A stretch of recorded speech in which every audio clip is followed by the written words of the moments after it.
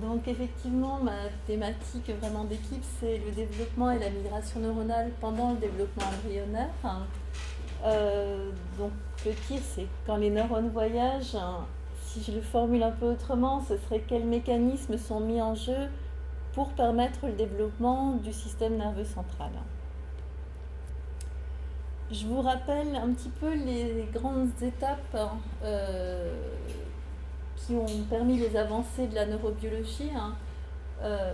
Au tout début, pour vous parler un petit peu des neurones, c'est les premières démonstrations sur l'activité électrique des cellules nerveuses ont été réalisées en 1700 à peu près par Galvani. Ensuite, il y a eu beaucoup de données d'anatomie. Donc les premières démonstrations, ça consistait à voir qu'il y avait des décharges produites au niveau des nerfs qui permettaient la contraction du muscle. C'était des expériences faites chez la grenouille.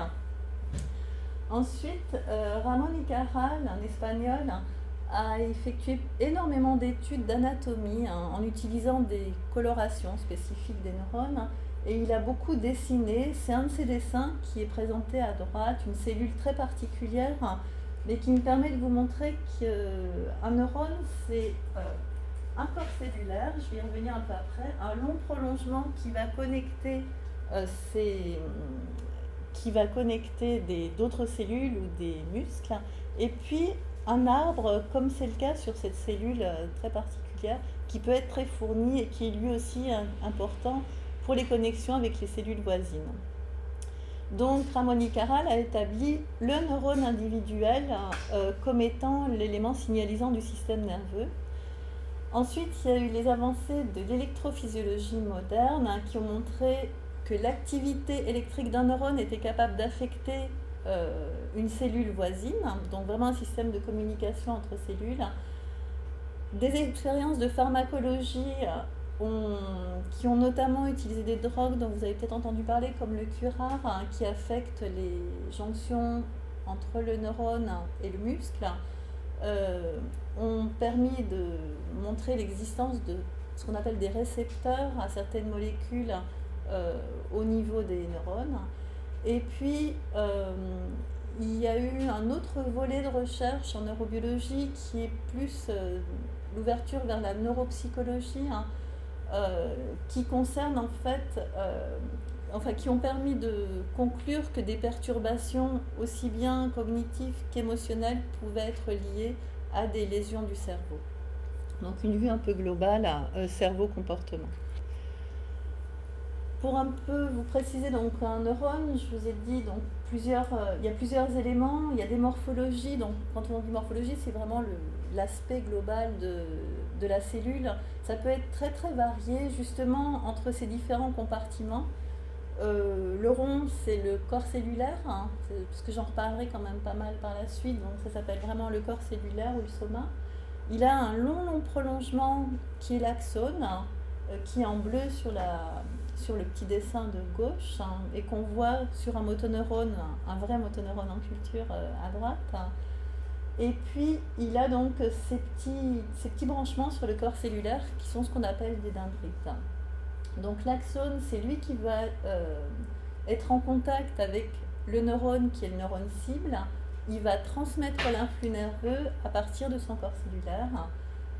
Une structure qui est très importante, qui est localisée à l'extrémité de l'axone, c'est ce qu'on appelle le cône de croissance. Et le cône de croissance, on peut le considérer comme étant la tête chercheuse du neurone. Vous voyez que l'axone peut être extrêmement long, il peut faire plusieurs centaines de milliers de fois la taille de ce petit corps cellulaire pour aller rejoindre sa cible. Donc au bout de ce long axone, il y a une structure que je vais vous détailler un peu plus tard, qui est le cône de croissance, et qui va intégrer tous les facteurs de guidage pour orienter l'axone pour qu'il aille trouver sa cible, puisqu'en fait c'est la mission du neurone, c'est de trouver avec qui il va connecter. Les dendrites, eux, vont recevoir des informations, et puis entre les neurones, ou entre un neurone et un muscle, il y a ce qu'on appelle une synapse. C'est l'endroit auquel se font les décharges, et la transformation d'un signal électrique en un signal chimique pour qu'il puisse y avoir des contractions musculaires notamment. Donc pour vous donner une idée, il y a 100 milliards de neurones, ça fait 100 km de réseau de neurones, d'axones, de prolongements qui s'entremêlent pour former tout le système nerveux. Chez l'homme, les neurones vont être produits, ils vont être générés entre le 3e et le 6e mois de gestation. Et il y a un élément dont je vous reparlerai, c'est le phénomène de perte neuronale qui a lieu même pendant l'embryogenèse, donc c'est un phénomène normal, c'est très différent des neurodégénérescences chez l'adulte vieillissant, mais là c'est vraiment une perte neuronale qu'on appelle aussi une apoptose embryonnaire, qui est un processus nécessaire et normal d'élimination de neurones qui peut toucher 10 à 70% des différents types de neurones pendant l'embryogenèse. Donc le cerveau en développement, je pense que vous avez en tête plutôt la vision qu'on a à droite, qui est l'aspect du cerveau adulte avec ce cortex, cette surface très circonvoluée, très complexe. Donc par système nerveux central, en fait, on entend pas seulement le cerveau, qui est le quartier général du système nerveux central, donc très reconnu avec le cortex pour l'intelligence et plein d'autres structures. Mais au-delà du cerveau, il y a une structure qui l'on appelle le bulbe rachidien, qui est localisé plutôt ici, et qui va ensuite se prolonger par la moelle épinière. Donc tout ça, c'est le système nerveux central. Il y a vraiment cerveau, bulbe rachidien qui comporte les centres de la respiration en particulier, et qui est important pour tout l'apprentissage moteur et la coordination motrice, et puis la moelle épinière. Voilà. Son poids, c'est assez lourd quand même, c'est entre 1,4 kg et 1,8 kg chez l'adulte, et donc 95 milliards de neurones. Mais il n'y a pas que des neurones dans le système nerveux central, il y a aussi ce qu'on appelle des cellules gliales, qui sont des cellules de soutien ou des cellules nourricières, qui ont des fonctions quand même assez variées, qui vont être là en support et en interaction avec les neurones. Mais moi, je vais vous parler uniquement des neurones ce soir. Le nombre de synapses est énorme, c'est 10 puissance 13 synapses, donc les synapses, ce sont toutes les connexions entre les neurones. Et puis donc ce cerveau, il va être capable de contrôler donc les mouvements, mais aussi la pensée, et puis donc d'aboutir à toute cette diversité de conduite humaine que l'on connaît. D'un point de vue anatomique, avant d'arriver à la structure mature du cerveau, en bleu, je vous ai schématisé le prolongement, donc bulbe rachidien et puis moelle épinière. Et à gauche, vous avez l'aspect du système nerveux qui inclut le cerveau pendant les étapes précoces de l'embryogenèse, où là, vous voyez en fait un système nerveux à l'état de plaque neurale. C'est les étapes tout à fait précoces de formation du système nerveux. Ensuite, il va se replier pour former un tube neural. Et après, il va y avoir tous ces mouvements et ces élaborations qui, chez l'homme, vont aboutir notamment à cet aspect du cerveau, qui lui-même est compartimenté. Pour le définir, on parle de lobes frontaux, lobes pariétaux, lobes temporaux et occipitaux. C'est pas trop du tout le propos ce soir, mais chacun de ces lobes a des fonctions plus spécifiques pour la vision, pour le toucher, pour le langage. Quand on parle de mobilité de neurones, il y a aussi sous-jacent la notion de plasticité cérébrale. Alors vous avez peut-être en tête des notions de plasticité cérébrale, ça peut être considéré chez l'adulte ou chez l'embryon. Chez l'adulte, la plasticité cérébrale peut s'entend surtout après un phénomène quand il y a eu une lésion. Il y a pas mal d'origines aux lésions chez l'adulte. Ça peut être traumatique, ça peut être vasculaire, ça peut être de la dégénérescence. Et dans ces cas-là, on va toujours être à l'affût de toute plasticité synaptique, tous les remodelages qui peuvent avoir lieu suite à une lésion. Après, on va dans les phénomènes vraiment classiques d'apprentissage et de mémoire. Là encore, il y a ce qu'on appelle une plasticité synaptique pour aller renforcer certaines connexions, et c'est ça qui va nous permettre de mémoriser en schématisant vraiment. Et le problème de la régénération axonale se pose après des lésions traumatiques, quand l'axone va avoir tendance, donc l'axone va être coupé et du coup il va falloir qu'il régénère. Donc là encore on parle de plasticité de plasticité d'un compartiment du neurone. Ce ne sera pas le corps cellulaire a priori qui va bouger, mais ce serait l'axone qui doit bouger. Et j'aborderai vraiment très rapidement l'aspect cellule souche chez l'adulte, puisque ce sont des cellules qui, contrairement à ce qu'on pensait, sont capables d'être générées. Donc il y a une prolifération, donc je sais pas un mot. Elle est non. Une genèse de cellules. Des cellules sont générées même chez l'adulte, ce qu'on croyait absolument pas jusqu'à il y a 15-20 ans. Et ça, c'est la thématique des cellules souches, donc je vous dirai un petit mot dans le système nerveux. Et puis, est-ce que tu peux juste nous dire ce que ça veut dire la plasticité en fait? La plasticité, en fait, je dis plasticité, tout ce qui demande une plastique, hein, c'est une mobilité en fait, une plasticité synaptique, ce qui est le cas pour les problèmes d'apprentissage et de mémoire. Quand par exemple un neurone va connecter un autre neurone, il va y avoir, ça ne va pas être fixe, la connexion, l'axone qui établit une connexion avec son voisin, ça va pouvoir bouger. C'est une mobilité en fait. Ouais, je pense que c'est mobilité qui peut remplacer plasticité. Ouais. Parce que c'est pas figé. En fait, c'est pas figé. Même une fois qu'une connexion est établie, elle peut se remanier au niveau du point communicant. Ça peut se rétracter et c'est des phénomènes de rétraction et recroissance de l'extrémité distale de l'axone. On peut changer d'interlocuteur ou pas?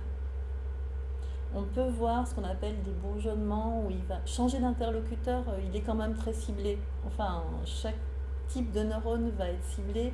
Par contre, en cas de lésion, on peut voir des neurones qui sont plutôt normalement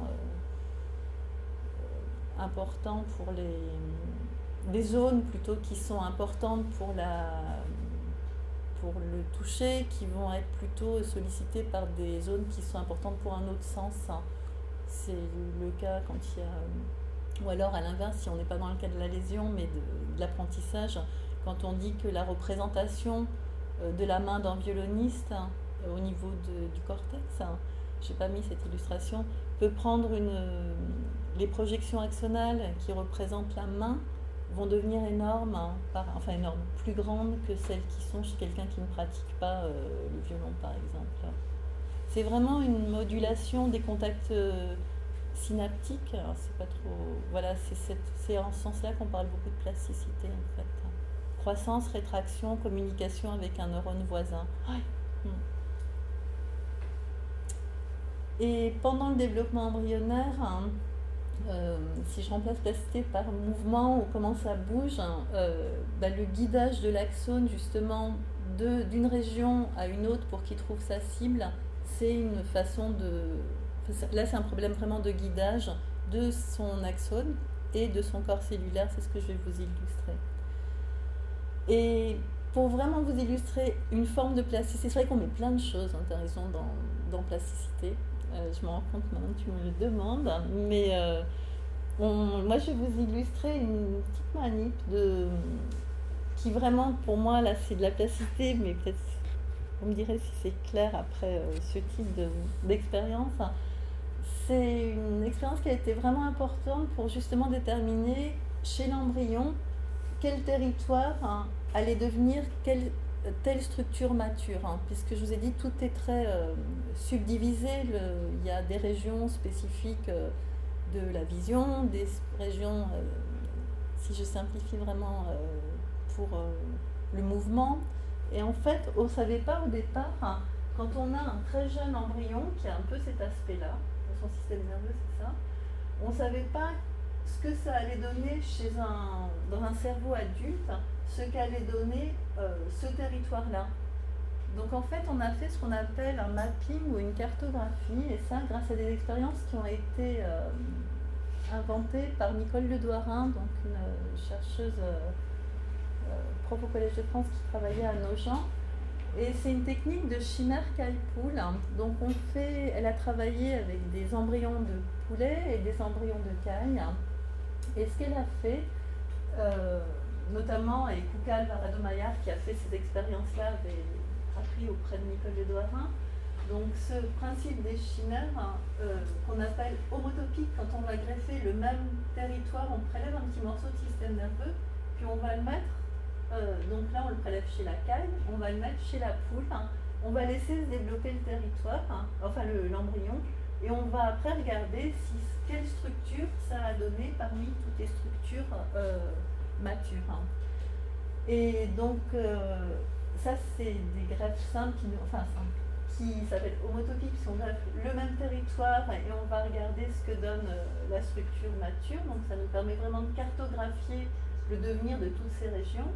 Et puis une autre expérience qui là est vraiment en lien avec des problèmes de plasticité, c'est lorsqu'on va prélever un petit territoire de système nerveux et on va aller le greffer non pas au même endroit, mais à un endroit différent. Et là, on va parler d'hétérotopie. Et on va, à ce moment-là, ce qu'a pu le voir Kuka Alvarado-Maillard, c'est que le greffon, le petit greffon, une fois qu'il est placé chez un poulet hôte, il va induire l'expression de différents gènes qui vont aboutir à la formation de territoires qui n'auraient jamais dû se développer à cet endroit-là. Et ça, c'est une notion qui est importante en termes d'organisation du système nerveux et de son développement, puisqu'on peut voir qu'un petit territoire greffé va complètement être capable de reprogrammer un autre morceau du système nerveux. Donc cette reprogrammation qui vient de territoire vient après une reprogrammation de différents gènes qui vont permettre le développement du cervelet ou du taux optique ou de différentes régions. Et juste, c'est un petit point technique, mais la caille et la poule ont quelque chose de différent qui permet de repérer les cellules de caille une fois qu'on les a greffées chez un poulet. C'est au niveau de l'ADN, l'aspect de l'ADN n'est pas du tout le même, il est plus fragmenté chez la caille. Donc, outre ces mouvements, vous avez vu, je pense, sur cette image que vraiment pendant le développement embryonnaire, il y a énormément de mouvements qu'on appelle des mouvements morphogénétiques. On va passer d'un aspect simple du système nerveux à un aspect complexe en différents territoires. Et puis, en même temps que toutes ces structures évoluent d'un point de vue physique, je pense qu'on peut dire, il y a des migrations neuronales qui se développent, puisque des neurones, pendant toute cette période d'embryogénèse, sont générés. Donc, quand ils sont générés, donc ils quittent leur lieu de naissance et ils vont aller migrer pour se positionner à l'endroit qu'ils doivent occuper dans le cerveau adulte. Et presque toujours, les neurones sont générés très très loin de l'endroit où ils doivent aller se positionner pour former un système nerveux adulte et mature. Il y a différentes pathologies de développement embryonnaire qui sont dues à des anomalies de migration. C'est notamment le cas d'une maladie qui s'appelle la lysencéphalie, qui se caractérise par un retard mental et de l'épilepsie, souvent associée, qui donc sont dues à des anomalies de migration. Comment un neurone va bouger pendant le développement embryonnaire? Il a deux possibilités. Il a deux grands mécanismes pour bouger. Soit il va se déplacer seul, assez autonome, en émettant un prolongement de guide avec ce cône de croissance à son extrémité, et puis son corps cellulaire va faire des sauts à l'intérieur de ce prolongement guide, et ces prolongements peuvent faire ce qu'on appelle des faisceaux. Donc ils vont se coller entre eux et ça va faire comme un renforcement pour qu'ils puissent partir comme à l'intérieur. Donc ils vont se coller ici les différents axones, prolongement guide, et les corps cellulaires vont avancer à l'intérieur de ces prolongements. C'est comme un rail en fait. Ouais, c'est comme un rail. Ouais. Mais ils se servent là de leurs propres axones pour se mouvoir. Et l'autre type de migration, donc on l'appelle neurophilique, ils aiment bien les neurones et uniquement les neurones. Et l'autre, on l'appelle migration gliophilique parce que le neurone qui est toujours schématisé en bleu, sur le petit schéma du dessus, à ce moment-là, il va se déplacer sur une cellule qui n'est pas neuronale. Je vous ai dit que dans le cerveau, il y avait aussi les cellules gliales, qui sont des cellules de soutien ou des cellules nourricières, et qui sécrètent pas mal de facteurs aussi. Et à ce moment-là, le neurone va vraiment se balader vraiment comme sur un rail qui est la glie. Et donc, c'est les deux grands mécanismes qui sont utilisés. Et vraiment, il y a une énorme diversité. Je vous ai un peu montré la diversité de morphologie des neurones sur les 3 neurones que je vous ai illustrés tout à l'heure. On a tout un tas de types de neurones qui sont très très spécifiques selon l'endroit où ils vont être et leur fonction. Et leur type de migration est vraiment extrêmement précis aussi. Un neurone qui a une migration neurophilique va, enfin si, ils peuvent enchaîner 2 types de migration, mais le type de migration est caractéristique. Excuse-moi. Oui. Ils sont générés tous au même endroit ou Non, ils ne sont pas générés au même endroit, ils sont...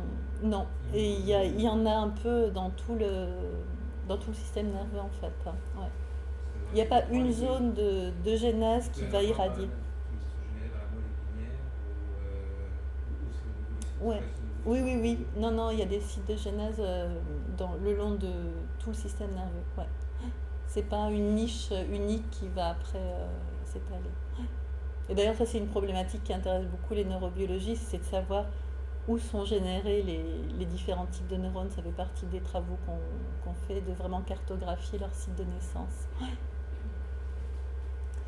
Et donc, je vous disais donc que les neurones prennent naissance loin du site qu'ils occupent dans le système nerveux adulte, et leurs axones, qui peuvent donc leur servir de guide, vont aussi naviguer sur des distances vraiment longues pour trouver leur cible. Là, vous voyez, c'est une coupe. Donc, on travaille beaucoup en coupe, en neuro. Il faut imaginer comme si je faisais une coupe là. Et ce que vous voyez là, c'est une structure que j'affectionne particulièrement, qui est le premier axe de symétrie qui est formé pendant l'embryogenèse, qui s'appelle la ligne médiane du système nerveux, puisque tout le système nerveux est symétrique. On a 2 hémisphères, on a 2 sillons moelle épinière. Et donc cette ligne médiane est vraiment le premier axe de symétrie qui se forme pendant le développement de l'embryon. Et en plus, c'est une structure qui a été démontrée comme étant sécrétrice d'énormément de facteurs de guidage, puisque la traversée pendant l'embryogenèse des axones de cette structure est fondamentale pour avoir un cerveau adulte. Il y a énormément, vous le voyez là en vert, c'est tous des axones qui traversent de manière très très régulière cette ligne médiane. Donc d'un point de vue fonctionnel, c'est important. Cette ligne médiane, elle a un nom? Ouais, ça s'appelle la florplette. On l'appelle beaucoup selon l'appellation anglo-saxonne, c'est florplette. Et on l'appelle ligne médiane ventrale aussi chez les vertébrés. Et on l'appelle aussi, c'est vraiment pas élégant, mais on l'appelle plaque du plancher. Voilà. Et donc là, vous voyez les mouvements des axones qui peuvent vraiment précéder de beaucoup le mouvement des corps cellulaires, puisque je vous disais que les axones sont les axones ou les prolongements guides pendant la migration sont très très longs. Donc tout ce qu'on voit en vert, chaque ligne verte, c'est un axone. Ouais.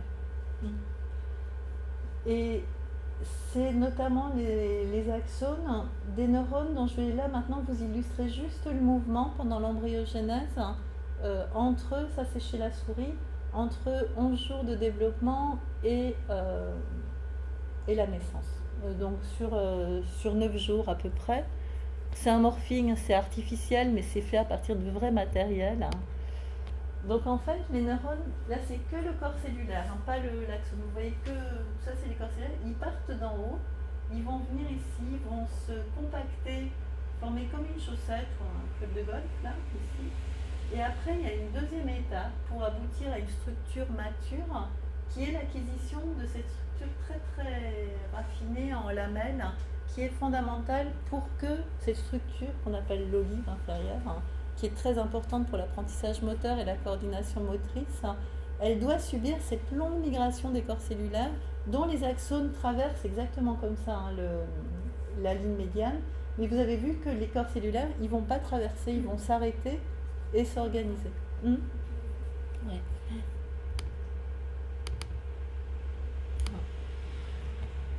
Donc là, ils partent d'en haut en masse, hein, vraiment dans cette migration neurophilique justement. Ils vont jusqu'en bas, ils se compactent, hein, ils ont un signal stop au niveau de la fleur tête, je vais l'employer du coup maintenant, et après ils vont s'organiser. Il y a un deuxième mouvement de migration qui n'a rien à voir pour aboutir à cette organisation à lamelles qui est fondamentale, puisque pendant l'embryogenèse, il y a vraiment le développement aussi d'une cartographie des projections des axones.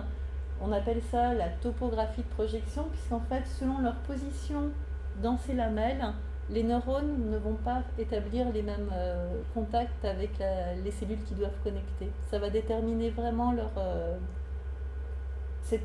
selon leur position dans ces lamelles, ils vont contacter tel ou tel neurone.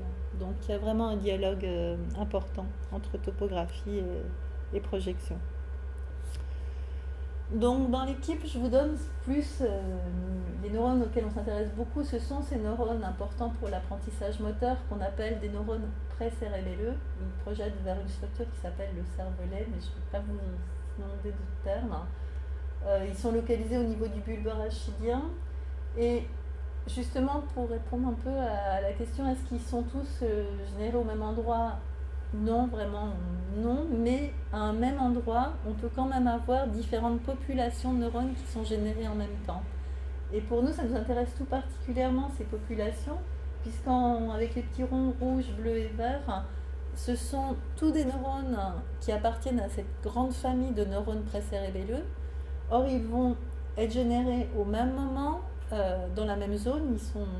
C'est un schéma, mais ils sont vraiment générés au même endroit. Ils vont émettre un prolongement guide, avoir le même type de migration, et pourtant, selon les types neuronaux, donc leur axone va traverser, mais selon les types cellulaires, ils vont s'arrêter à des endroits ou à d'autres endroits. Donc, même dans un même environnement, même en étant nés au même endroit, ils vont être capables d'intégrer les signaux de l'environnement pour se positionner à des endroits très particuliers qui vont, par l'environnement et par ce qu'ils portent en eux, les faire établir des projections avec des cellules très différentes au final. Et je vous disais, les axones doivent parcourir vraiment des longs trajets. Et pour ça, le système nerveux a ce qu'on trouve qui est assez fantastique dans le système nerveux, c'est un système de cibles intermédiaires pour pas... Enfin, c'est un peu mettre des termes qui sont un peu scientifiques, mais pour se baliser le chemin est trop long, a priori, pour aller directement du lieu de naissance et prévoir là où ils doivent aller en tant que cible. Du coup, on a pu mettre en évidence qu'il existait des cibles intermédiaires pour ces neurones, et puis des tissus qui sont non cibles, en ce sens qu'ils vont être répulsions. Je vais vous parler un peu de répulsion. Il y a les cibles intermédiaires qui vont être attractives pour les axones, et puis ils vont éviter tout un tas de cibles qui sont de non-cibles pour se baliser leur trajet. Donc, on parle beaucoup d'attraction et de répulsion pour tous ces voyages des neurones pendant le développement embryonnaire, et on peut répertorier les molécules qui vont être importantes pour ce voyage en deux grandes familles. Il y a des molécules qui vont agir à distance. Il faut imaginer vraiment des gradients, donc des concentrations plus ou moins grandes de ces facteurs qui sont très importants pour attirer ou pour repousser les cônes de croissance et les corps cellulaires. Et puis il y a des molécules qui vont agir par contact, et soit le neurone va aimer pousser dessus et il va y rester, donc on les appelle des permissives, ou on dit encore attractives, soit au contraire, vous voyez dans le petit schéma en bas à droite, là, dans ce petit carré, à ce moment-là, le cône de croissance va être repoussé pour éviter ces molécules qui agissent par contact, mais il ne veut pas aller dessus, donc il va les éviter. Et puis dans les stratégies qu'ont les axones et les neurones pour se balader, ils peuvent utiliser donc la fasciculation dont je vous ai parlé tout à l'heure. C'est le fait que les axones vont se coller entre eux, ça leur donne une certaine force. Je ne suis pas sûre que ce soit très juste là ce que je dis, mais en termes de force, en tout cas, ça va faire un gros rail, ça va consolider leurs axones. Et puis à l'inverse, quand ils doivent aller chacun trouver une autre cible, on a ce qu'on appelle une défasciculation qui peut être due à une molécule justement répulsive. Et hop, ça va se descotcher tous les axones et puis ils vont tous aller chercher leur cible. Donc les 15 dernières années ont vu vraiment l'émergence de beaucoup de molécules parce que Caral, qui avait dessiné tous ces neurones, avait émis l'hypothèse, notamment au niveau de la fleur plate, qu'il y avait des facteurs, qu'il devait sûrement y avoir des choses qui attiraient, qui repoussaient, mais on les a découvertes vraiment il y a une quinzaine d'années. Donc on a pu trouver des molécules présentes dans l'environnement, et pour que la cellule y réponde, il faut qu'à sa surface, il y ait ce qu'on appelle un récepteur, pour qu'elle puisse intégrer, c'est comme une clé et une serrure, quoi. Il faut qu'il y ait un dialogue possible entre l'environnement et la cellule, donc qu'elle soit capable de recevoir les signaux que lui donne l'environnement. Et là, je vous montre le petit schéma qui est illustré ici. C'est une expérience qui a été faite chez la drosophile. Un élément qui est intéressant depuis cette découverte de ces facteurs de guidage des migrations des neurones pendant le développement embryonnaire, c'est qu'ils sont extrêmement conservés pendant l'évolution, ce qui pour nous veut dire qu'ils sont assez importants. Ils sont présents aussi bien chez la drosophile que chez le ver, que chez la souris, l'homme, d'une manière très très conservée. Et là, ce que je vous illustre sur ce petit schéma, c'est en fait l'expression d'une protéine qui peut être considérée comme un rond-point, un garde-barrière plutôt d'ailleurs. C'est Robo, c'est son nom, il s'appelle Robo. Ce récepteur est là en rouge, il est exprimé par les cellules quand elles ne vont pas traverser justement cette ligne médiane, qui est là toujours, ou alors il est exprimé par les neurones une fois qu'ils ont traversé. Parce qu'en fait, une grande problématique qu'ont à affronter les neurones en migration, c'est qu'ils doivent être attirés pour aller quelque part, ils vont être attirés, mais une fois qu'ils arrivent à une structure, comme ce sont souvent des cibles intermédiaires et pas leur cible ultime, il faut qu'ils arrivent à quitter la structure pour laquelle ils ont eu une forte affinité, puisqu'ils ont été attirés jusqu'à cette cible intermédiaire, mais après ils doivent s'en aller et aller connecter la cible ultime, la cible finale. Et en fait, Robo, ce récepteur-là, est notamment exprimé par les cellules. Une fois que les cellules ont été attirées et ont eu leur axone qui a traversé, Robo est exprimé et ça permet à l'axone de continuer. Et ce qui se passe quand il n'est pas exprimé, c'est des expériences de protéines qui ont été éliminées chez la drosophile. À ce moment-là, vous voyez que justement les cellules peuvent être attirées comme celle-là, mais elles n'ont plus la capacité de poursuivre leur chemin et on va avoir un réseau qui va être mal établi, qui va être aberrant et non fonctionnel pour la suite. Donc il y a pas mal d'expériences qui ont été faites chez la drosophile, donc la mouche, et puis beaucoup d'expériences aussi chez la souris, notamment avec la possibilité d'utiliser des souris mutantes chez lesquelles on pourra éliminer l'expression d'une protéine, d'une molécule dont on veut tester l'effet.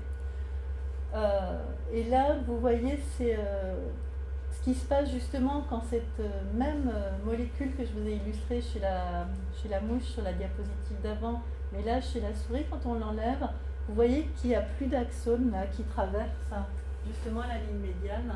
Ils vont se perdre par là, ils ne vont plus être capables de très très bien traverser ces structures. Ensuite, donc là je vous ai beaucoup montré pour les axones, mais on a les mêmes problématiques pour le guidage du corps cellulaire du neurone. Et c'est une autre molécule, donc là c'est plus le couple SLIT-Robo, mais c'est le couple nétrine et son récepteur. Là vous voyez, c'est ce que je vous ai illustré sur le morphing avec l'acquisition d'une structure vraiment lamellée mature pour ces neurones-là. Et en fait, quand on enlève un autre facteur de guidage, on va avoir des neurones qui vont se perdre.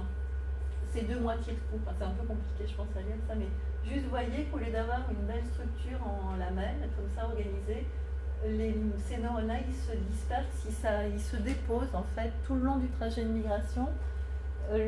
La chose qui est remarquable, c'est que même ces stops qui sont complètement aberrants, ça ne doit pas se passer, ça fait une souris qui ne peut pas vivre pour la suite, parce qu'elle a plein d'autres défauts en plus de celui-là d'ailleurs. Mais les stops qu'on voit qui sont aberrants, sont pourtant pas au hasard, puisqu'en fait ce sont les mêmes chez tous les animaux mutants qu'on regarde. Donc, outre des balises très claires avec ce stop au niveau de la ligne médiane, il y a sans doute d'autres petits signaux qui viennent un peu prendre le relais, insuffisants puisque la migration ne peut pas avoir lieu, mais pour donner quand même des petites consignes de stop et de migration. Est-ce qu'on avait une notion que j'ai envie de vous expliquer un tout petit peu, parce que je trouve qu'elle est intéressante dans le cadre des aberrations de développement. Quand on a regardé justement ces animaux dans lesquels la migration n'était pas normale, on s'est aperçu qu'en plus d'anomalies de migration, on avait des problèmes de survie des neurones, on perdait la moitié des neurones, et on a eu l'occasion de montrer que c'était pas du tout c'était pas la conséquence de ces positionnements anormaux de neurones, mais c'était vraiment inhérent à cette molécule et on ne comprenait pas très bien ce qui se passait. Et en fait, une notion qui a été développée, c'est la notion de récepteur à dépendance. Je vous ai dit, il y a la molécule de l'environnement, puis la cellule, le neurone doit exprimer le récepteur pour être capable de lire la molécule de l'environnement. Et en fait, pour la notion de ces récepteurs, c'est le récepteur est exprimé à la surface du neurone, mais il a plus il trouve pas la molécule à l'extérieur, et dans ce cas-là, la cellule va dégénérer, elle va mourir, et ça peut être un très beau système d'élimination des neurones qui vont se perdre.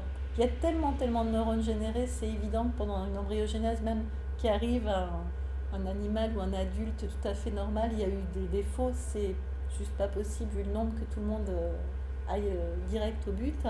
Et ça peut être un très bon système d'élimination des neurones qui ont des trajectoires aberrantes et qui sont en train de se perdre, puisque à un moment donné, ils devraient trouver un facteur qui va les guider, ils ne le trouvent pas.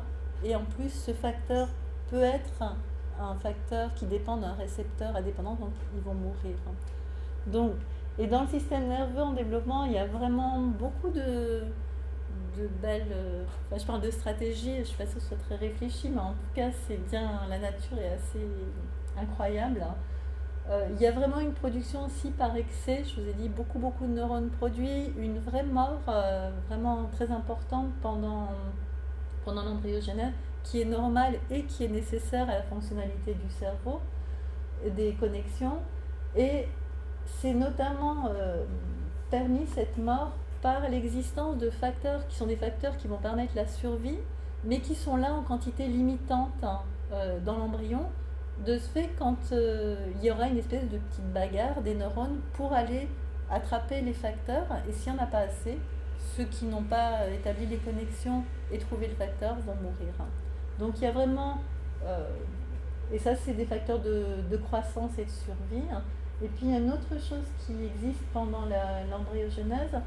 Je vous ai dit, chacun sait exactement où il doit aller, mais il se passe quand même des petits remodelages pendant l'embryogénèse ou juste après la naissance, encore ça continue, où il y a, au départ, les neurones peuvent innerver plusieurs cellules ou bien avoir des cibles vont être trop contactées par des neurones qui viennent se mettre sur eux, et il y aura ce qu'on appelle un retrait, cette multi-innervation qui là encore est complètement nécessaire, donc des espèces de dégénérescence ou des rétractions qui sont nécessaires pour avoir un système nerveux fonctionnel. Je vous présente un petit peu les techniques qu'on utilise pour analyser les mouvements des neurones pendant l'embryogénèse. Donc là, on peut travailler donc chez des embryons, chez des souris, chez des différents organismes, mais on peut aussi travailler ce qu'on appelle in vitro, c'est en en prélevant des petits morceaux de système nerveux et en travaillant dans des puits, on les met dans des incubateurs, donc ils ne sont plus du tout dans l'animal, mais ils sont prélevés et isolés. Ça nous permet de pouvoir appliquer des drogues, de pouvoir regarder le comportement des cellules en les manipulant de manière beaucoup plus aisée. En haut, c'est une technique en fait qui consiste à prélever des petits morceaux de système nerveux et à étudier l'effet de facteurs qui peuvent être, on ne sait pas au départ d'ailleurs s'ils sont attractants, répulsifs ou s'ils font rien. Et vous voyez en haut à gauche que tous les axones vont pousser en direction de cette source de cellules donc qui est attractrice. Et à droite, par contre, vous voyez que ça pousse en soleil, donc il n'y a pas du tout de directionnalité. Donc ça, c'est un moyen pour nous de vérifier si c'est chimio-attractant ou chimio-répulsif ou pas. Et puis là, vous voyez des neurones isolés sur la deuxième ligne, où on peut voir que ceux-là, ça c'est le cône de croissance, donc il va intégrer les signaux, là il va être attiré par cette protéine, par cette molécule, alors que là au contraire, il va faire demi-tour, il ne va pas du tout se diriger vers elle.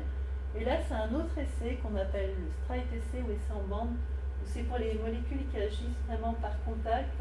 Vous voyez les axones vont complètement éviter cette région-là et vont par contre énormément parcourir les bandes où il y a d'autres facteurs présents.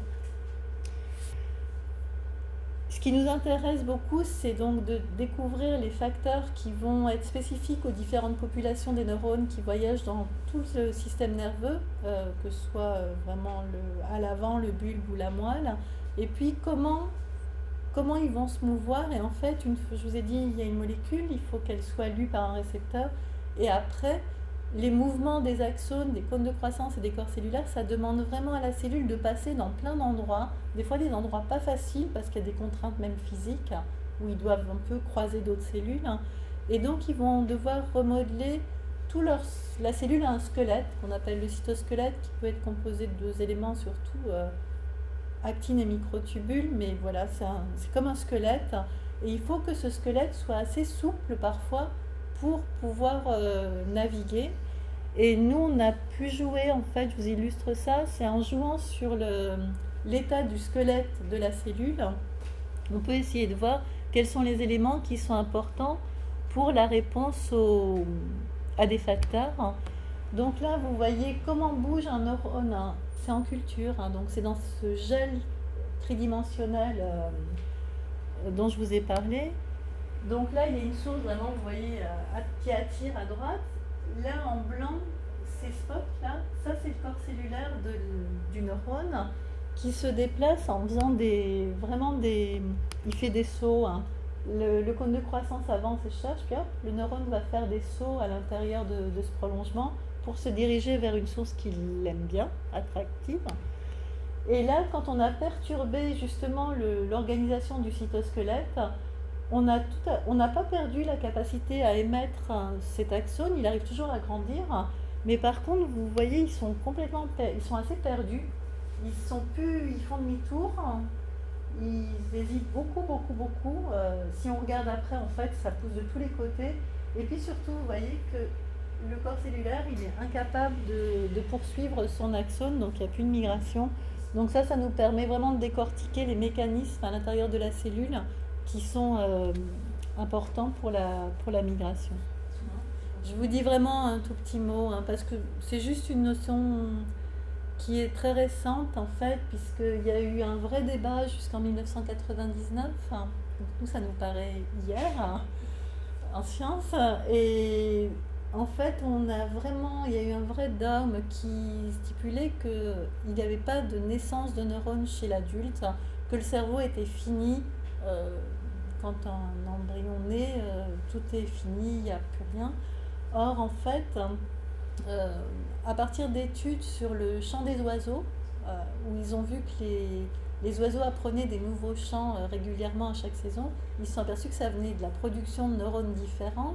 Et on a recherché dans d'autres espèces que l'oiseau, et si ces productions de neurones existaient, effectivement, à ce jour maintenant, on a trouvé dans 3 régions qui avaient une génération de nouveaux neurones, même chez nous, enfin chez tous les adultes, au niveau de différentes zones. Une qui est la zone qu'on appelle sous-ventriculaire, qui est importante, c'est des neurones qui vont être générés et qui vont migrer en chaîne jusqu'au bulbe olfactif, donc c'est vraiment l'organe de l'olfaction.